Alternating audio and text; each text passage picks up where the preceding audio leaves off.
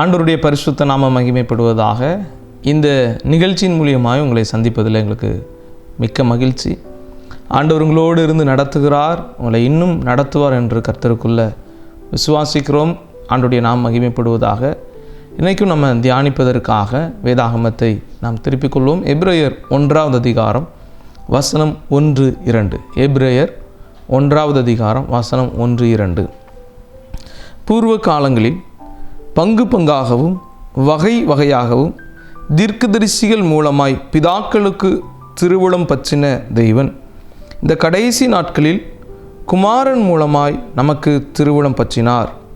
இவரை சர்வத்துக்கும் சுதந்திரவாளியாக நியமித்தார். இவரை கொண்டு உலகங்களையும் உண்டாக்கினார்.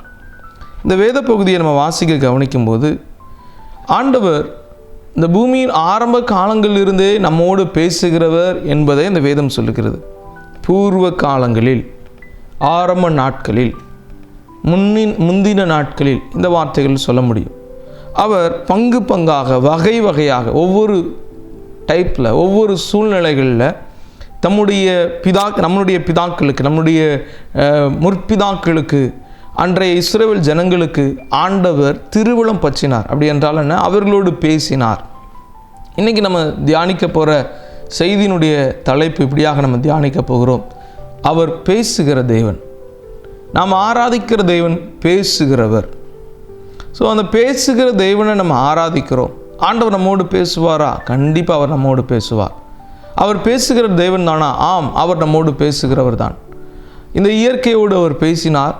அவருடைய வார்த்தைகளால் இந்த பூமி நிரம்பி இருக்கிறது. அவரை அறிகிற அறிவினால் இந்த பூமி நிரம்பி இருக்கிறது. அப்போ அவருடைய சத்தங்கள் பூச்சக்கரம் எங்கும் தொனிக்கிறது என்று வேதம் சொல்லுகிறது. அப்போ ஆண்டவர் பேசக்கூடியவராய் இருக்கிறார், பேசுகிற தெய்வன். முதலாவது, அவர் நம்மோடு பேசுகிறார். நம்மோடு பேசுகிறவர். பேசுகிறவர் என்றால் ஏதோ மற்றவர்களோடு பேசுகிறார் அப்படிங்கிறத விட நம்மோடு பேசுகிறார். ஆதியாகம புத்தகத்தில் 2வது அதிகாரத்தில் நம்ம வாசிக்கும் போதே ஆண்டவர் ஆதாமோடு பேசுகிறார். 3வது அதிகாரத்தில் ஆதாமோடு ஏவாளோடு கர்த்தர் பேசுகிறார். அதுக்கப்புறம் நம்ம ஆதியாகம புத்தகத்தில் நோவாவோடு கர்த்தர் பேசுகிறார். ஆபிரகாமோடு கர்த்தர் பேசுகிறார். ஈசாக்கோடு கர்த்தர் பேசுகிறார். யாக்கோபோடு அவன் தனித்து பயந்து போய் அந்த இரவு நேரத்தில் படுத்திருக்கும்போது கர்த்தர் யாக்கோபோடு பேசினார்.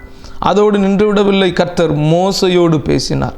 பாருங்க, வேதாகமத்தில் நாம் பார்க்கிற ஒவ்வொரு பகுதிகளிலும் தேவன் அன்றைய நாட்களில் ஒவ்வொருவரோடும் கர்த்தர் பேசி கொண்டே இருக்கிறார். நோவாவோடு பேசினார். நோவா, நீ இப்படி ஒரு பேழையை உண்டு பண்ணு. நோவாவோடு பேசுகிறார். ஆபிரகாம், நான் உனக்கு காண்பிக்கிற இந்த தேசத்துக்கு போ. ஆபிரகாமோடு பேசுகிறார். ஈசாக்கு பயந்து நிற்கும் பொழுது, நீ பயப்படாதே, நான் உன்னை ஆசீர்வதிப்பேன் அப்படின்னு சொல்லி ஈசாக்கோடு பேசுகிறார். அங்கே யாக்கோபோடு, இப்படி ஆண்டவர் ஒவ்வொருவரோடும் பேசிக்கொண்டே தான் இருக்கிறார். அந்த பேசுகிற தேவனுடைய சத்தத்தை நாம் கேட்பதற்கு நாம் தகுதி உள்ளவர்களாய், ஆயத்தம் உள்ளவர்களாய், விருப்பம் உள்ளவர்களாக நம்ம இருக்க வேண்டும். புதிய ஏற்பாட்டு நாட்களிலும் ஆண்டவர் பேசினார். அப்போ ஆண்டவர் என் கூட பேசுவாரா? கண்டிப்பாக பேசுவார். எப்படியெல்லாம் பேசுவார்? வேதத்தில் பல விதங்களில் கர்த்தர் அன்றைய ஜனங்களோடு பேசியிருக்கிறார். சிலருக்கு பிரதிட்சியமாக பேசுகிறார். நேரடியாக அவர் ஏதோ ஒரு சத்தத்தை அவர்கள் கேட்கிறதை நேரடியாக அவங்க கேட்குறாங்க. அப்படி சிலரோடு பேசுகிறார். சிலருக்கு இடி முழக்க சத்தத்தை போல் இருக்கிறது. சிலருக்கு பெருவெள்ள இரைச்சலை போல் இருக்கிறது. அவங்களோடு பேசி அவர்களை திடப்படுத்தும்படியாய், அவங்களை பலப்படுத்தும்படியாய் கர்த்தர் பேசுகிறார். ஒரு சாதாரண மனுஷனை போல பேசுகிறார். சிலருக்கு சொப்பனத்தின் வழியாக ஆண்டவர் பேசுகிறார். அவர்கள் இரவு தூங்கி எழுந்திருக்கும் போது அவர்கள் இரவு காண்கிற அந்த சொப்பனத்தில், அந்த தூக்கத்தில் வருகிற அந்த கனவுல, அந்த சொப்பனத்தில் கர்த்தர் அவங்களோடு பேசுகிறார். அவர்கள் அந்த சொப்பனத்தை பார்க்கும் பொழுது நம்ம அப்படி அநேக உதாரணங்களை வேதத்தில் பார்க்கலாம். பழைய ஏற்பாட்டு நாட்களில் யோசேப்பு என்கிற மனிதன் தேவன் அவரை எப்படி உயர்த்த போகிறார் என்பதை சொப்பனத்தின் வழியாக பேசி வைக்கிறார். நான் இப்படி தான் உன்னை உயர்த்த போகிறேன், இப்படி தான் உன்னுடைய சகோதரர்களுக்கு மேலாக உன்னை நான் ஸ்திரப்படுத்த போகிறேன், இப்படி தான் உன்னை எல்லா ஜாதிகளும் உன்னை அநேகருக்கு ஆசீர்வாதம் வைக்க போகிறேன், சொப்பனத்தின் வழியாக பேசுகிறார். அதே நாட்களில் அங்கே பார்வோனுக்கும் 7 வருடம் ஒரு செழிப்பு வருகிறது, 7 வருடம் ஒரு பஞ்சம் வருகிறது என்று அன்று பார்வோனோடு அந்த சொப்பனத்தில் ஆண்டவர் பேசுகிறார். நேச்சரோடு பேசுகிறார். நம்ம புதிய ஏற்பாட்டு நாட்களில் பார்க்கும் பொழுது யோசேப்போடு பேசுகிறார். தன்னுடைய மனைவியாகிய மரியாளை சேர்த்துக்கொள்ள ஐயப்படும் போது, பயப்படும் போது ஆண்டவர் பேசுகிறார். நீ சேர்த்துக்கொள்ள ஐயப்படாதே, பயப்படாதே, அவளிடத்தில் உண்டாயிருக்கிறது பரிசுத்தம் உள்ளது அப்படி சொல்லி ஆண்டவர் அவங்களோடு பேசக்கூடிய அந்த சம்பவத்தை நம்ம பார்க்குறோம். அப்படி என்றால் ஆண்டவர் நம்முடைய சொப்பனங்கள் வழியாய் பேசுகிறார். ஸோ சொல்லப்படுகிற சொப்பனங்கள் எல்லாமே தேவனிடத்திலிருந்து வருமா என்று நம்ம குழம்பிவிடக்கூடாது. ஆனால் அதை பரிசோதிக்க வேண்டும். ஆனால் தேவனுடைய சத்தம் சொப்பனத்தில் இருக்கிறதற்கு வாய்ப்பு அதிகமாக இருக்கிறது. ஆண்டவர் அங்கே யோபு புஸ்தகத்தில் வாசிக்கும்போது ராக்காலத்தில் சொப்பனங்களில் அவனுக்கு அதை வெளிப்படுத்தினேன் அப்படின்னு வேதம் சொல்லுகிறது. ஆண்டவர் சொப்பனத்தில் நம்மளோடு பேசுகிறவர். தூங்கும்போது அயர்ந்து இருக்கும்போது, நல்லா தூங்கிட்டு இருக்கும்போது சொப்பனத்தின் வழியாய் தேவ சத்தம் வரும். முதலாவது ஆண்டவர் ஸ்தோத்திரம் பிரதிட்சியமாய் பேசுகிறார் என்று நம்ம கவனிக்கிறோம். இரண்டாவது சொப்பனத்தின் வழியாய் ஆண்டவர் நம்மோடு பேசுகிறார். மூன்றாவது தரிசனங்கள் வழியாக. என்னங்க சொப்பனம்னா என்ன, தரிசனம்னா என்ன? சொப்பனம் என்பது அயர்ந்து நாம் நித்திரை செய்யும்போது, தூங்கி கொண்டிருக்கும்போது, நாம் அயர்ந்து இருக்கும்போது வருகிறது சொப்பனம். தரிசனம்னா என்ன? நாம் ஜெபித்து கொண்டு இருக்கிறோம் இல்லையா, தேவ சமூகத்தில் அமர்ந்து ஜெபிக்கும் பொழுது சிலர் அதை நீங்கள் பார்த்துருக்க முடியும். கண்களில் ஏதோ ஒரு காட்சியை நீங்கள் பார்த்துருக்கலாம். அப்படி தரிசனங்கள் மூலியமாய் கர்த்தர் ஜெபம் பண்ணி கொண்டு இருக்கும் பொழுது வெளிப்படுத்தும் விசேஷத்தில் யோவான் எழுதுகிறான், நான் கர்த்தருடைய நாளில் ஆவிக்குள்ளானேன், கர்த்தருடைய நாளில் நான் ஜெபித்து கொண்டிருந்தேன், அப்பொழுது ஆண்டவர் எனக்கு இதையெல்லாம் வெளிப்படுத்தினார் என்று அவர் தன்னுடைய நிருபத்தில் பதிவு செய்கிறார். அப்படி என்றால் நாம் ஜெபிக்கும்போது ஆண்டவர் அந்த தரிசனத்தில் அந்த காரியத்தில் நமக்கு வெளிப்படுத்துவார், நம்மோடு பேசும்படியா. அது மாத்திரமல்ல, ஆண்டவர் அதோடு பேசுகிறதோடு நின்று விடுவதில்லை. ரொம்ப முக்கியமாக வேதத்தின் மூலியமாக நம்மள்கிட்ட பேசுகிறார். ஆண்டவர் எழுதி வைத்திருக்கிற அனைத்து வசனங்கள் மூலியமாக அவர் நம்மோடு பேசுகிற தெய்வம். கண்டிப்பாக நம்மள்கிட்ட பேசுவார். டெய்லி காலையிலையோ நீங்கள் மதியமோ எந்த நேரமெல்லாம் வேதத்தை எடுக்கிறீங்களோ அந்த நேரம் பேசுவார். சிலர் ஆச்சரியமாக சொல்லுகிறது உண்டு, அதை நீங்களும் அனுபவித்திருக்க முடியும். நான் அப்படியே ரொம்ப யோசிச்சுட்டே போயிட்டு இருந்தேன். அப்போ பார்த்தா அவர் முன்னாடி ஒரு கார் போச்சு, அந்த காரில் பயப்படாதே நான் உனக்கு துணின்னு இருக்கிறேன் என்று வசனம் போட்டோன்னே எனக்குள்ள ஒரு பெரிய தைரியம், ஒரு ஆறுதல் வந்தது. அப்படி சொல்ல கேட்டிருக்கிறோம், நீங்களும் சொல்லியிருப்பீங்க. அப்படின்னா என்ன? அந்த வசனங்கள் மூலியமாக, வசனத்தை நம்ம எங்கேயாகிலும் பார்க்கும்போது அந்த வசனத்தின் மூலியமாக நம்மோடு பேசுகிறார். ஊழியர்கள் மூலியமாய், பரிசுத்தவான்கள் மூலியமாய், சக நண்பர்கள் மூலியமாய் கர்த்தர் நம்மோடு பேசுகிறார். ஞாயிற்றுக்கிழமை ஆராதனைக்கு போகிறோம், உபவாச ஜெபங்களுக்கு போகிறோம், முக்கிய கூடுகைகளுக்கு போகிறோம். அங்கே போகும்போது அவர்கள் மூலியமாய் நம்மோடு பேசி கொண்டு இருக்கிறார். அப்போ தேவன் பேசுகிறவர் தான். அவர் பேசுகிறதை நாம் கவனிக்க திராணி உள்ளவர்களாய் மாறணும். இயற்கை மூலியமாக நம்மோடு பேசுகிறார்.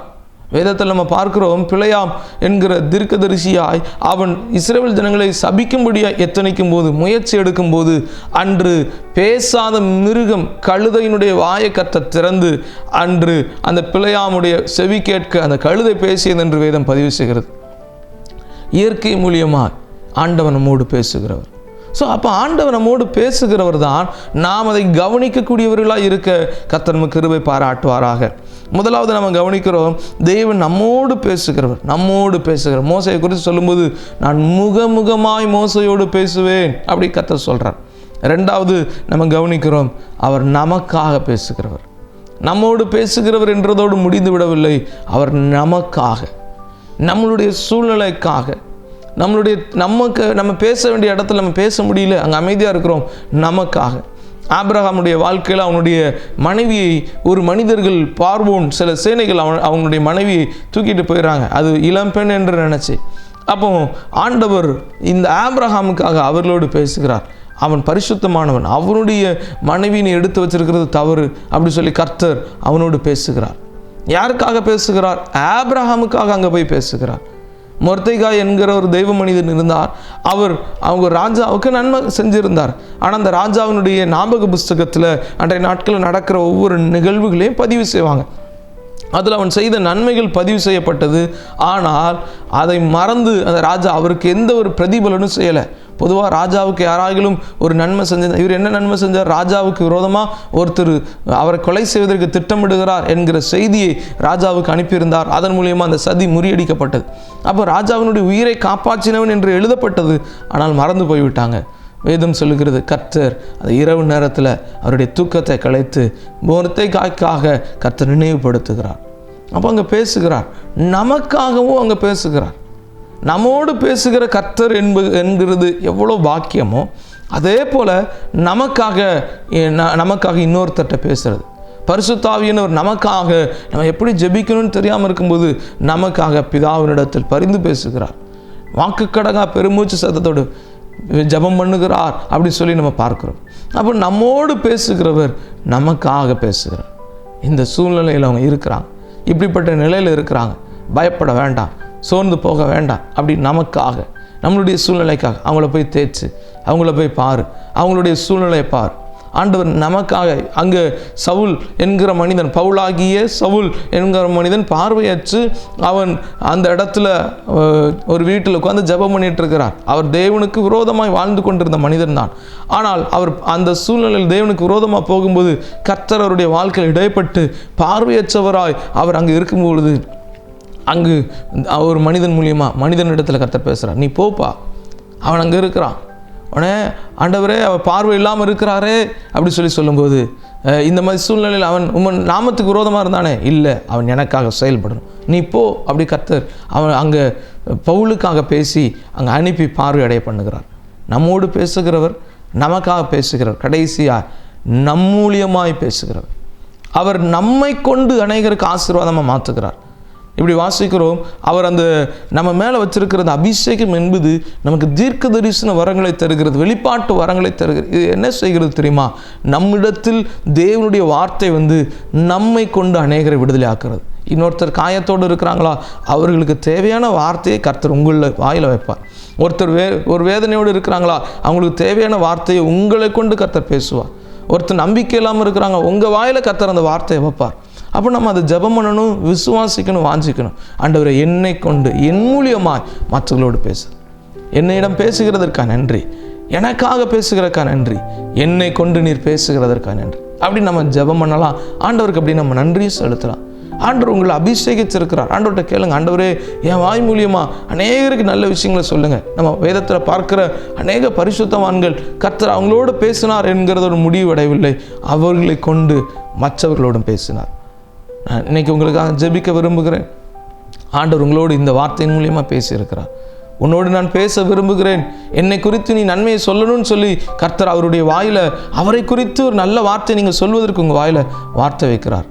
நீங்கள் உங்கள் வாய்களை திறந்து மற்றவர்களுக்கு ஏசப்பாவை சொல்லுங்கள். அவங்களுக்கு நன்மையான காரியத்தை கர்த்தர் உங்களை கொண்டு செய்யட்டும். கண்களை மூடி ஜெபம் பண்ணலாமா? பரிசுத்தமுள்ள நல்ல தகப்பனே, உமக்கு நன்றி செலுத்துகிறோம். நீர் எங்களோடு பேசுகிறவர், எங்களிடத்தில் பேசுகிறவர், எங்களுக்காக பேசுகிறவர், எங்கள் மூலமாய் பேசுகிறவர். ஆமாண்டவரே, நீர் பேசுகிற அந்த சத்தத்தை நாங்கள் கேட்கவும், நீர் பேசுகிற அந்த வார்த்தைகளை நாங்கள் சொல்லவும், நீங்கள் பேசுகிறத ஆண்டவரே நாங்கள் அதை புரிந்து கொள்ளவும் கர்த்தர் கிருபை பாராட்டுங்கன்னு சொல்லி ஜெபிக்கிறோம். ஆண்டவரே, என் கூட இந்த சூழலில் யாரும் பேசலையே, ஆண்டவர் என்னோடு பேச மாட்டாரான்னு சொல்லி ஏங்கி கொண்டிருக்கிற சகோதரிக்காக ஜெபிக்கிறேன். இந்த குழப்பமான நிலையில் ஒருவேளை இருப்பாங்கன்னா தேவன் வசனத்தை கொண்டு, வார்த்தைகளை கொண்டு, ஆண்டவரே பரிசுத்த ஆவியானவரே நீர் சகல வழியில் நடத்துகிறவராய் நீர் அவங்களோட பேச வேணும்னு சொல்லி ஜெபிக்கிறோம். நீர் பேசுகிறவர் ஆண்டவரே, வார்த்தை பூச்சக்கரம் எங்கும் இறங்கி இருக்குதப்பா. வார்த்தைகளை அவர்கள் கேட்கவும், வார்த்தையின்படி நடக்கவும் கர்த்தர் கிருபை பாராட்டு. நன்மை சூழ்ந்து கொள்ளட்டு வழி நடத்துங்க. இயேசுவின் நாமத்தில் பிதாவே, ஆமென், ஆமென். இந்த நிகழ்ச்சியில் கலந்து கொண்டதுக்காக கர்த்தருடைய நாமத்தில் உங்களுக்கு ஸ்தோத்திரம் செலுத்துகிறோம். சாட்சிகள் இருக்கும் என்றாலும், ஜெப குறிப்பு என்றாலும் தேவனை மகிமைப்படுத்தும், உங்களோடு இணைஞ்சு உங்களுக்காக ஜெபிக்கவும் நீங்கள் எங்களுக்கு தெரியப்படுத்துங்க. கர்த்தர் உங்களை ஆசீர்வதிப்பார். தேங்க்யூ. God plus.